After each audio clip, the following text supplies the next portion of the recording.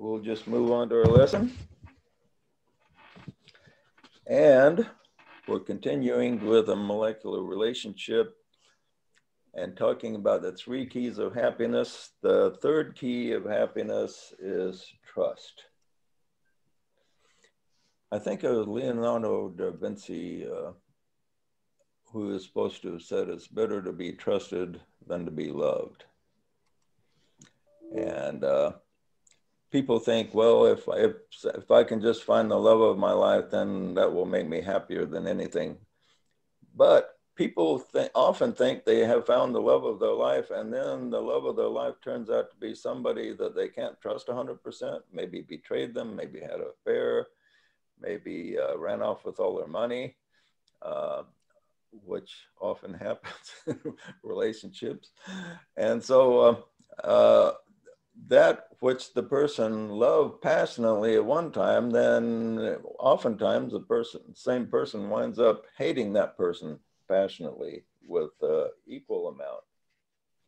But if you find somebody that you trust, and the trust is proven, you tested them, say over the years, you know this person is trusted, you know if he or she tells you they will do something, that they will do it, or that they will keep a secret, they will keep a secret, or whatever. If you find a person you can trust, then you're going to have a relationship that will virtually last a lifetime or beyond a lifetime. But if you find a person you just love, you have a good romantic relationship with, and you haven't built up trust, then that may be just a temporary relationship. Now, the best of all worlds is where you have an intimate romantic relationship with a person who is also a friend that you can also trust. That would be the best of both worlds.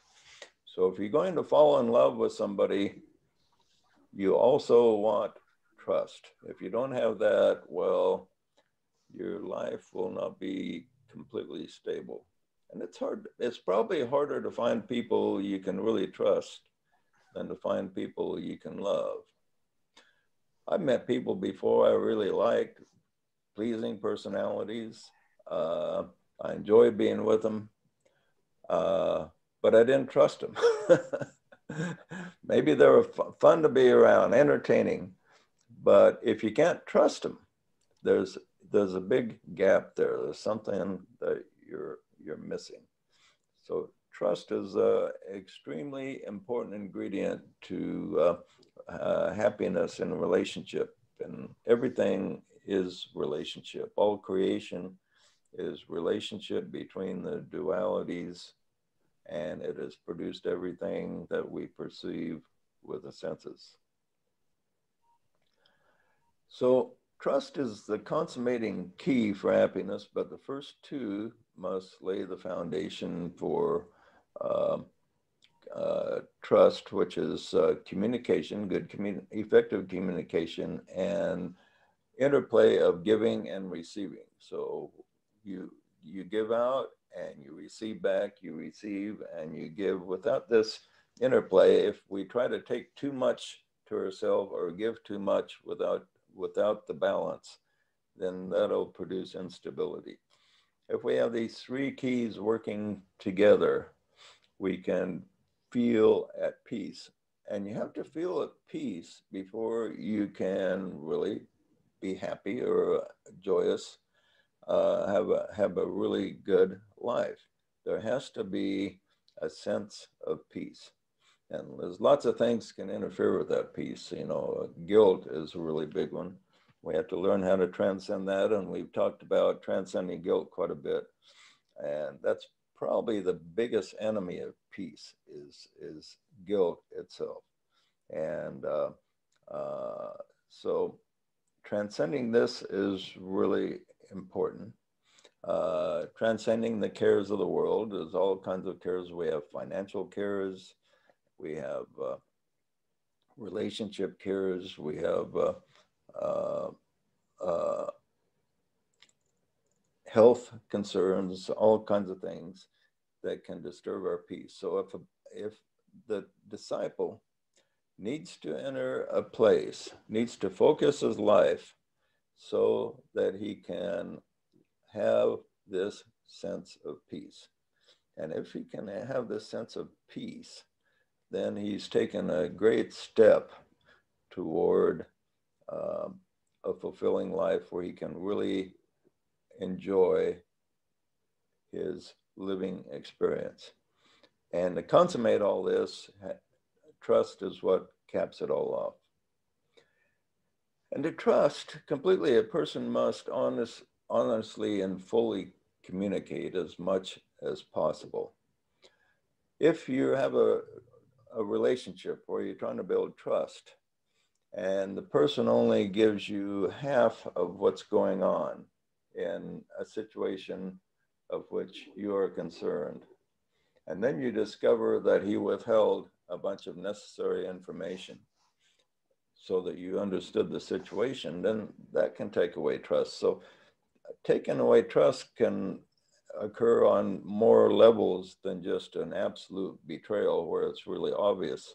There can be subtle things involved in trust. And one of those subtle things is just incomplete communication. And when you're talking to somebody kind of heart to heart, you kind of get a sense if they're being completely honest and open and telling you everything you need to know. So we have a sense of these things. And if you sense in another individual that he keeps holding back, then there's also a holding back of complete sharing of trust. Now, love is a form of trust. When we give love, we give it with a trust that is just not being wasted. We give it really with anticipation it will come back. But the idea isn't to give it to receive, but just to give it, but with the knowledge. When you have just the inward knowledge that when you're sending out love or service or love in action, however you're transmitting the idea of love, if you just have a knowledge and a trust in the whole creation that what you send out, you get back, then you don't have to think about what you get back. And this is a real key to making life worthwhile, is to not have to be concerned about getting back what you give. If you're concerned about it, then if you're really thinking about, well, I'll only give if I can get back, then this interferes with the free flow of energy and the free flow of trust. But if a disciple understands the law of cause and effect and how everything works, then he can just give without thinking of getting back. He doesn't have to think about it. He just knows that he'll be taken care of in any way that he needs to be taken care of if he goes with the correct direction of the flow. Now, in a relationship, a close relationship, some type of commitment is essential. And this goes not only in marriage relationships, but friend relationships, working relationships, business relationships. Now, in the old days, trust was an element that wasn't so black and wasn't so complex as it is today. In the old days, if a person made a deal, oftentimes they just shook hands. We'll just shake hands on it and that's it. And they trusted each other. Now, who makes complicated agreements on just a handshake, especially if it involves exchange of money or something like this? They have to draw up a bunch of papers, pay attorneys a bunch of money and draw up papers and sign them. And even at that, they're not sure they can trust the other guy. But I'm kind of partial to the good old days where you just give your word and that was pretty much it. And if you broke your word, then that was a really bad thing, but that's what people depended on. And so I think we need to return to that as a society quite a bit more, where we value a person's word. And remember our founding fathers, one of the things that they fought for was their sacred honor. And who talks about their sacred honor these days? You know, nobody to speak of. It's like sacred honor, that's something that doesn't even exist. We need to get your signatures in black and white. We need to get deposit. We need to get this. Sacred honor is not something that we rely on other people, especially the conservatives and the liberals, since when do they depend on each other's sacred honor for anything? It has to be made into some type of legal document before they'll trust each other, even to the smallest degree. So now we've gone this far in a relationship, whether it be friends or romantic, or say even a group like this, we have to trust each other a certain degree. What are some of the elements you see in trust? What does a person have to do to make you trust them? Ed, I see your face on the screen. What you got to say about trust? Well, you have to have integrity, and you have to deliver what you promise. And your word is your bond. Yeah, yeah. And now you're even older than me, which is pretty ancient. So when you were young, did people seem to rely more on their word than they do today, you think? Well, I suppose they did, but you know, the idea of getting things in writing has always been very important. And I've always thought that if you don't put it in writing, people are going to later on not remember what they agreed to. You know, that is a big problem, all right. That is one advantage of the written word is how many times sometimes you do make an agreement with somebody and they remember the agreement different than you do. Now, if it's for a sum of money like $100, that's a figure pretty easy to remember. Something, you know, if it's something simple. But if it's complicated, yeah, even in the old days, it was good to put it in writing if it's complicated. But a lot of, you know, back several hundred years ago, putting stuff in writing was pretty rare. So they had to make sure that they understood each other. Okay, trust can be wrongfully placed. Now, if the Pharisees had trusted Jesus to teach orthodox doctrine, they would have been wrong. So that's an interesting point in the fact that they were expecting a Messiah, but they trusted that their Messiah would come be just an exponent of their orthodox beliefs, that he would really come and confirm what they already believed. And then here comes the Messiah that they were waiting for, but he did not teach what they expected him to teach. So in their minds, this guy broke their trust. So what happened to these guys is that they had their trust wrongfully placed. So do we as a society, probably at least half of the people in the Christian world are expecting a Messiah to show up one time or another.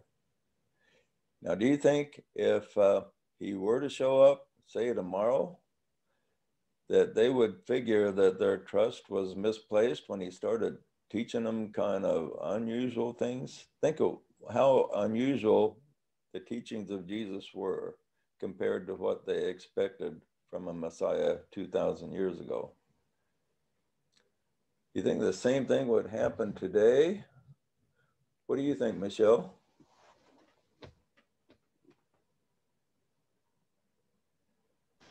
I'm really sorry. I'm just putting my baby to sleep. I am listening with one ear, so I can't really talk.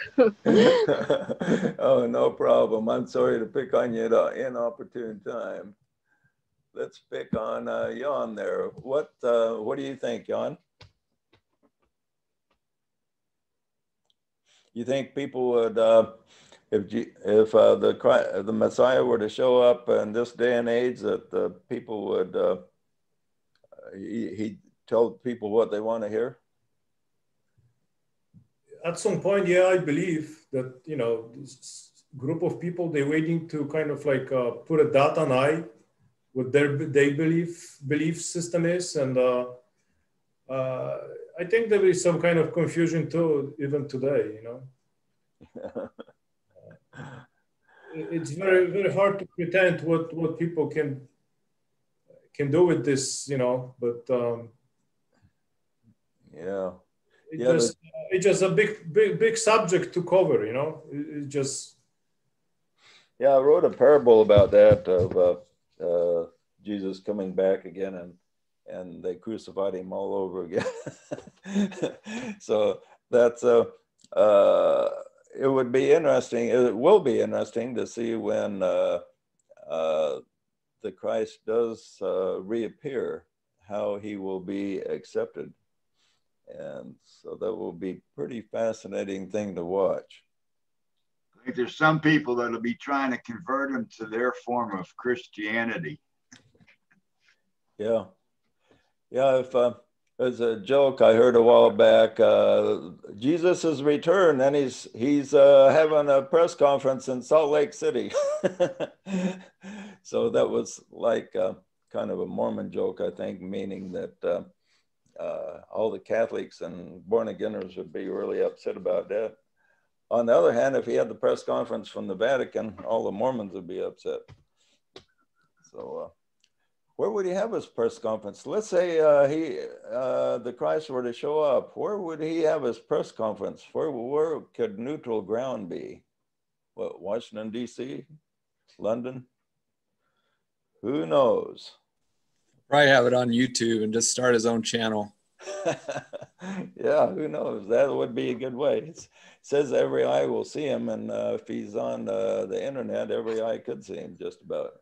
Demonetized for being controversial. Of course, his account won't get suspended immediately. So yeah, his account would be, that's probably true. They'd suspend his account immediately. It'd be funny if they had he was given a big announcement, and then there was he was interrupted for an ad on beer or something.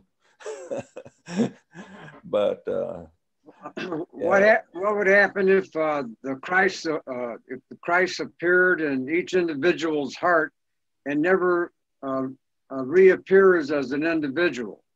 Well, a lot of people think that's the way it would happen. And yeah, the DK tells us that before he can appear, people's consciousness has to be risen up enough to make his appearance worthwhile. That, in other words, if he were to come among us and we aren't ready to accept what he has to say, or if we would reject him again, well, his coming wouldn't be productive.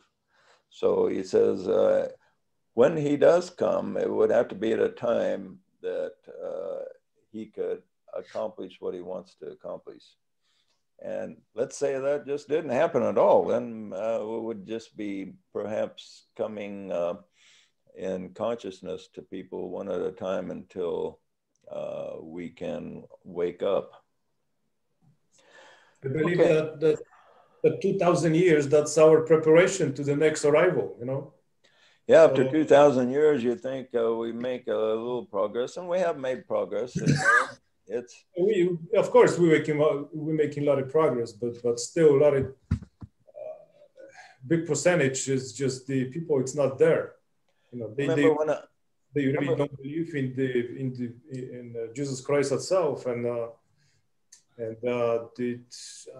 like 2,000 years ago, he wasn't able to help everybody because their consciousness wasn't there. They simply there wasn't time for most of people. Yeah. That's Yeah. yes. Okay. Yeah, somebody else. Serving humanity. It'll tell you that to connect with a master or to be in the master's ashram, you have to raise your energy up and maintain it, not just peak it, but you have to stay at that high level and do or think or say nothing that would jeopardize the energy of the group or his group. Yeah, and it's painful for an enlightened being to come and descend among us because there's such a difference in vibration between somebody like the Christ and just rank and file humanity. So it would be a big sacrifice for him to walk among us again. Yeah, Curtis has a good point that, not only peak, but they maintain this kind of like elevation in the external level. That's the key. Yeah. It is. Okay, getting back to trust here. To trust somebody, you have to properly understand them. If electricity makes a proper connection, it may light a bulb. And if trust is properly placed, it may make a union out of two people. So in other words, trust is a little bit like a connective power. It connects the elements of the spirit of two people. I'm just reading the Gospel of Thomas, and there's an interesting verse in there that says, if I can't remember the exact wording, but if two people are one, that they are completely one in God, that they will have infinite power. And so that's a little bit of a takeoff of where two or three are gathered in my name, there am I in the midst of them.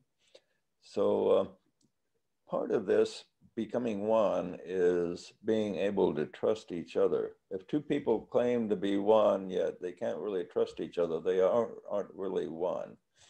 And so if you do find people that you can trust in life, hold on to them, keep their friendship, keep in communication with them, because it's kind of a rarity to have somebody that you can totally trust.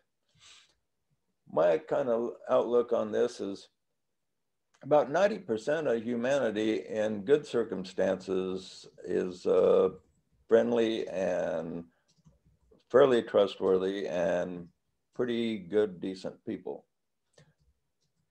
But if you turn the circumstances into difficult, trying circumstances where there's threat of loss, then it's reverses. So then about 90% of people you won't be able to trust. And only 10% maybe you can trust if sacrifice and difficulties are involved. In good times, most people can be trusted. In bad times, you really find out who your friends are. It's like when, say, somebody gets in trouble with the law, they get in jail or something like that, or they get in financial difficulty, or maybe their health is bad. Who comes and assists them? Then they say, I've often heard people say this when they've been in bad circumstance. They'll say, well, one thing this has taught me, I really found out who my friends are, And oftentimes when a person enters terrible circumstances, he finds out that the people he thought were his friends were not really his friends. He found out who his true friends are, who the people he can trust. Now, Curtis and I, when we got excommunicated from the Mormon Church, we found we didn't really have hardly any friends in the Mormon Church. And before we were excommunicated, we both had a lot of friends in the Mormon Church. A lot of people thought we were great guys. But then afterwards, any friends were few and far in between. Did you keep any of your friends after you were thrown out of the church, Curtis? No, I got about 7 letters from my old buddies saying they couldn't associate with apostates anymore, and Yeah. and that I was on the path to hell, and that the cease and desist order was out. Now that's just one Make all new example. friends. There's this one example because there's many things that happen to you in life, like ill health is one. Some people get ill health and their friends avoid them like the plague. Maybe they have a financial disaster and same thing. And so, yeah, you find when you go through a trying circumstance, you find out who your friends really are and who you can trust.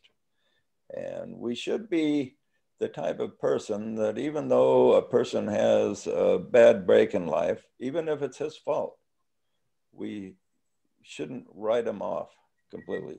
Because let's say the guy does make a big error in life, it's totally his fault, but he's really down and out about it.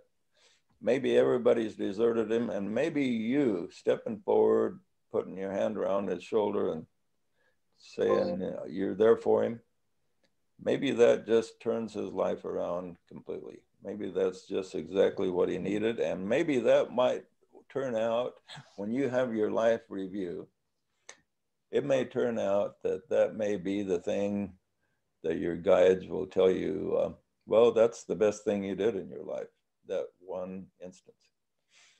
I remember reading in Michael Newton, he regressed people into the life between lives, and he went into a lot of life reviews. And there was one that particularly touched me. Was this one person, he regressed, lived a fairly selfish life. And then he went to his life review, and they found one thing that stood out. And it was something he didn't even remember until they brought it back to his memory during the life review.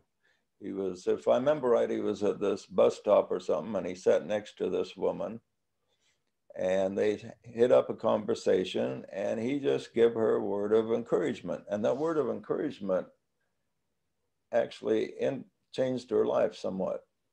And these guys giving him life review told him that was the best thing he did his entire life, because he actually helped somebody. He helped this woman to rise her spirits up.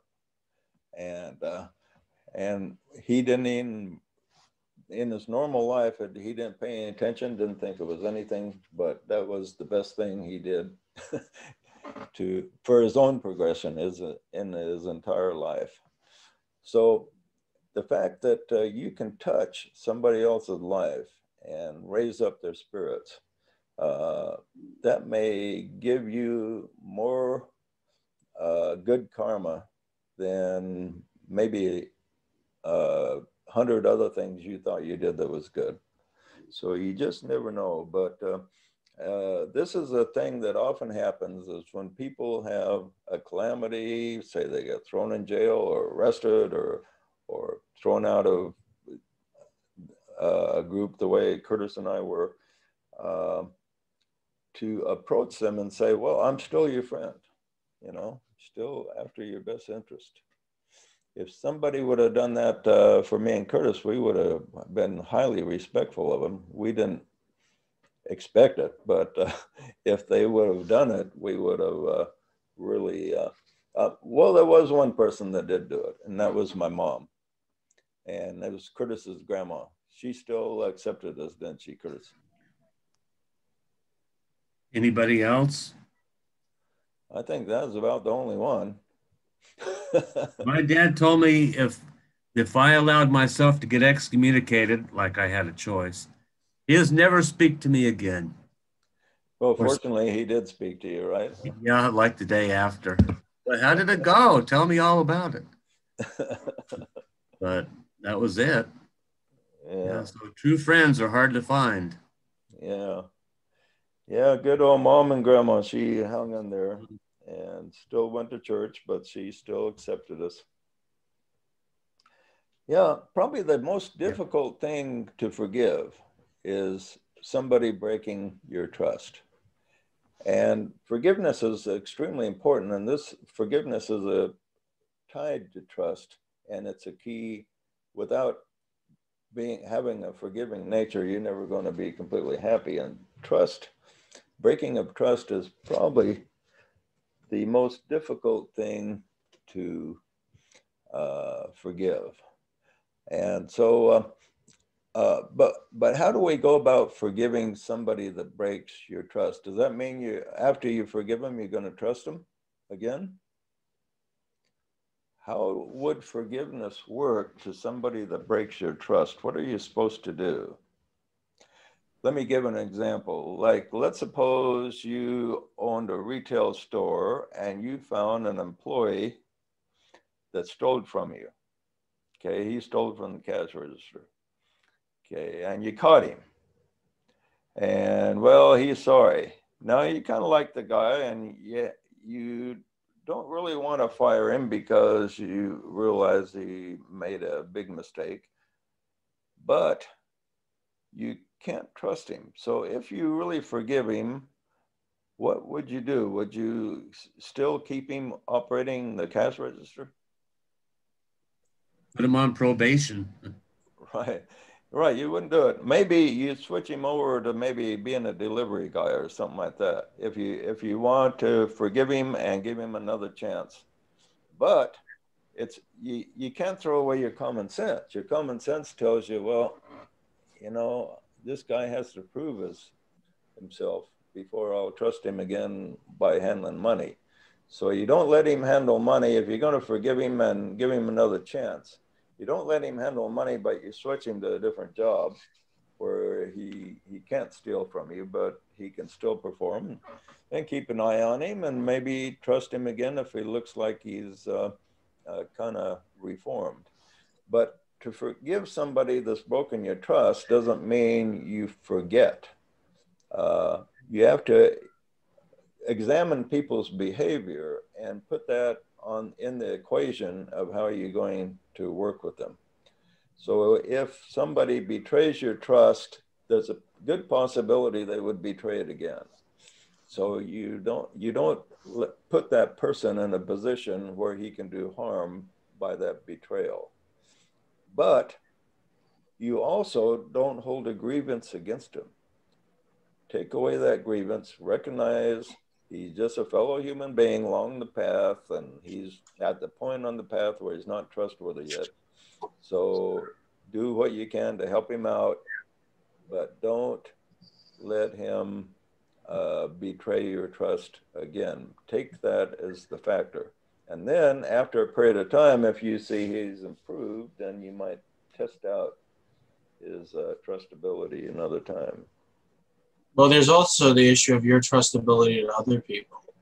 So like you could be a really trustworthy person, but if somebody steals from you or does other things like that, and you keep having them in your business or in your life in some way, then you can't be relied upon by other people because you don't know what trouble they're going to cause you, and then you can't keep your word to others. Right. With some people, they maybe are so untrustworthy, it's best just to distance yourself from them. Sometimes you can give them another chance. In my lifetime, some people that have broken their trust with me, I give them another chance, and other people I think are beyond being trusted, so I try to keep them out of my aura so they don't have any influence. So it's a judgment call, what you have to do with people. But forgiving them means you drop grievances. You don't hold hard feelings toward people who have betrayed you. You don't hold, the true disciple doesn't hold hard feelings toward anyone, has to let all that go and be the observer. But being the observer doesn't mean you're blind. It means you pay attention to how people react and make a judgment as to how you're going to deal with them and how much you're going to allow them into your life. Now, the thing is, if you hold a grievance to somebody, they say, if you totally love or hate somebody, they're going to keep showing up in your life, not only the current lifetime, but future lifetimes. So if you run into some bad dude that does you a lot of harm and you hold a strong grievance, he's going to show up either in this life or the next. So if you let that go, if you completely let it go, then he doesn't have to show up again. And so like gathers to like, hate gathers to hate, distrust gathers to distrust, and so on. So let all the grievances go, and you can create a much better future for yourself. If people understand this, then the art of forgiveness would be a lot easier. Because people have a hard time forgiving and letting their grievances go. They like, a lot of people just love to hold on to their grievances and are seeking for a time when they can carry out revenge on people that have done them harm. Now, if you do that, you're going to meet them again and again and again. And I would suppose that there's a lot of people in terrible marriages that have been married maybe dozens of times and done each other a lot of harm, maybe murdered each other a couple of times, beat each other up a couple of times. But if they can just let it go, then they don't have to associate with that person again unless that person becomes a more desirable companion. So, yeah. I think it was the essayist Alexander Pope who said, "To err is human, to forgive is divine." And I keep thinking of that while we're having this discussion. You know, if you can forgive, then you've reached such a point in spiritual enlightenment, I think, that if you can truly forgive, you know, I think there's a lot to that saying. I really do. Yeah, and to forgive completely means to... I think it also goes along with... Yeah, go ahead. With energy follows thought. It goes along with energy follows thought, because if you are thinking of past experiences that are negative, that energy follows that. So what you create, of course, you get back. So you get back that same energy. That's why you have to be aware of, be discriminate about your thoughts. Yeah, because energy follows thought. It plays both ways. It's the yin and the yang. If you can understand the paradox of each, what you produce, you receive. So if you're thinking in a contingent of negative feelings or experiences, you'll create that energy waveform, and it'll filtrate back to you. Yeah, and energy follows thought is really an important principle to learn, and it's so closely tied to forgiveness, because if you have a grievance to somebody, if you think, boy, I just hate that guy, I just wish a meteorite would just fall on his head or something like that, you know, and you just wish him harm, then you're sending that energy out into the universe, and energy follows thought, and it's going to come back and hurt you. When people understand that principle, it gives you a lot more impetus to forgive. Because if you forgive, if you just let it go, and the key to letting it go is to see yourself as an observer, realizing it's like Shakespeare said, that life is like a play, and in our lifetimes we play many different parts, and we must look on ourselves as being an observer. When somebody hurts somebody else, when you're watching a movie, you don't feel a grievance over that, unless you really identify. Some people identify so strongly with the people in movies that they do almost feel that way. I saw a couple of interviews from people that played villains, and they played them so well. They said that when they meet people on the street that they almost speak to them hatefully. And he says, well, I know I did a good job playing my role, because people hate me I meet on the street, you know. So if you're watching a movie, you can get too engrossed in it to the point that you identify with it too much. And life is like a movie. So when we feel a grievance, that means we're identifying with what's going on more than we should. We got to step back, realize that we're participating in the big play of life. And when we're the observer, we can let the grievances go, because each person is just playing a part. And we gotta realize that they have no power over us. They have no more power over us than Schwarzenegger has in a movie that you're watching. Schwarzenegger doesn't have any power to terminate you. The Terminator movie. Okay. So they have no power over you. So let them go. And when we let them go, then we can create a reality that is desirable, that doesn't send out harm or bring back harm into us. And so a big part of this is, like, say, developing trust in our lives. Now, a true friend and companion is one to whom you can say, I trust you, my friend, to always seek that which is good on my behalf, and to never intentionally make an effort to cause me pain or harm. And that is the way I would define somebody that you could trust. Okay, any other comments before we wrap it up here? Have to learn to still the water. I had a guy work for me for 2 years, and one day a week he'd decide not to show up, and I'd forgive him, and he was a pretty good worker otherwise.